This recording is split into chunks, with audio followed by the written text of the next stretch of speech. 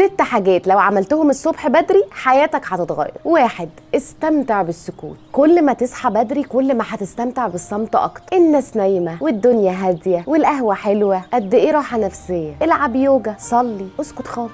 2. التأكيد على الذات. يعني فكر نفسك كل يوم الصبح انت مين وعايز ايه. محمد علي كلاي كان كل يوم الصبح يقول لنفسه I'm the greatest، انا الاعظم. ديفيد جوجنز كان كل يوم الصبح يقف قدام مرايته يقول انا النهارده هنجح. يعني كل يوم الصبح اصحى كده فكر نفسك انت عايز ايه علشان تفضل ماشي على الخطة اللي انت عايزها وما تتشتتش في ضغط الحياة. 3. التخيل. يعني تتخيل كده الحاجة اللي انت عايزها وتصدق ان هي حصلت فعلا. نتخيل نفسنا واحنا بنترقى، واحنا بننجح في مشروع، او بنجيب العربية اللي نفسنا فيها، او تخيلي كده انك عملتي فورمة الساحل. شوية تفاؤل كده على الصبح. وزي ما قلنا قبل كده في الفيديو بتاع كتاب السر، لو ما شفتوش ارجع شوف، ان قانون الجذب بيقول ان انت لو صدقت في حاجة هتحصل. فيا سيدي تخيل، مش يمكن تيجي. 4. الرياضة. طبعا احلى حاجة في الدنيا تعملها الصبح انك تصحى تعمل رياضة، ولو حتى حاجة خفيفة كده 10 دقايق وانت في بيت، هتفرق في يومك، هتلاقي نفسك نشيط، وهتفرق بقى على المدى الطويل. ال10 دقايق بتاع كل يوم دول صدقني هيفرقوا. 5. القراية. لو كل يوم الصبح خدت لك صفحتين كده من كتاب نفسك تقراه، او حتى تسمع كتب صوتية وانت رايح الصبح الشغل عن حاجة بقى في مجال عملك، او حاجة انت نفسك تعرف عنها، او حتى حاجة ترفيهية، هتفرق معاك جدا. هو اصلا احسن وقت تدخل فيه معلومات لعقلك هو الصبح. او اسمع حكاية قبل اليوم، حلوة والله. 6.